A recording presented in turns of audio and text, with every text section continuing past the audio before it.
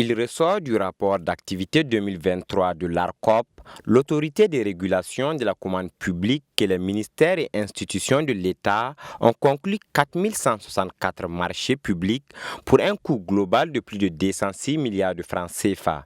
Il faut noter que 80% de ces marchés ont été financés sur ressources propres et environ 15% sur financement des partenaires techniques et financiers. Des chiffres en dessus de ceux de l'année 2023. En effet, ce nombre était de 3 142 marchés conclus pour plus de 162 milliards de francs CFA.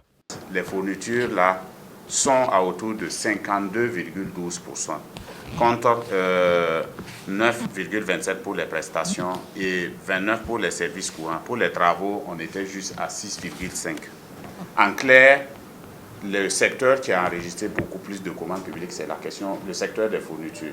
Et c'est ce que je disais, c'est beaucoup plus pour les questions sécuritaires. Donc, réinstaller les populations, les vivres pour les PDI et également le matériel pour assurer en fait la sécurité du territoire.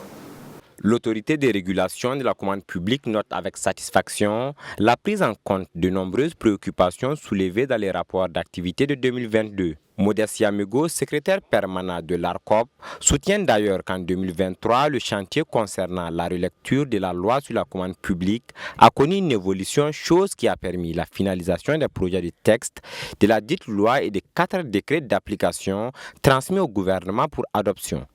On a élaboré d'autres outils pour accompagner les autorités contractantes dans la passation des marchés. Donc, ce qui fait que ça a un peu réduit le nombre de plaintes. Parce que vous n'ignorez pas que le nombre de plaintes est souvent dû en partie souvent par la méconnaissance du processus de passation des marchés.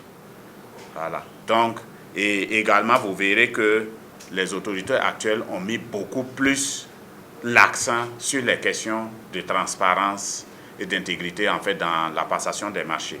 Toutefois, le rapport d'activité 2023 de l'ARCOP souligne des faiblesses qui nécessitent des actions correctives.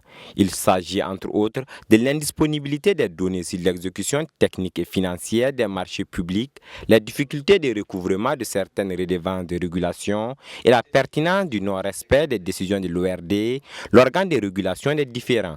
Pour résoudre cette situation, de nombreuses initiatives sont prévues. D'initier une concertation avec l'ensemble des acteurs sur la problématique des documents non authentiques dans les marchés publics, de mener une réflexion sur l'exigence d'agrément dans les marchés publics, de revoir le mécanisme d'élaboration et d'adoption de la mercuriale des prix, d'envisager la mise en place d'une structure chargée de la validation des études, de réalisation des infrastructures et du contrôle de leur mise en œuvre. Modestia Amigo soutient que la loi relative à la commande publique comporte de nombreuses innovations qui seront présentées les jours à venir. Des séances de sensibilisation et d'information seront également organisées au profit du secteur public et privé et même des organisations de la société civile pour donner la quintessence de ces innovations.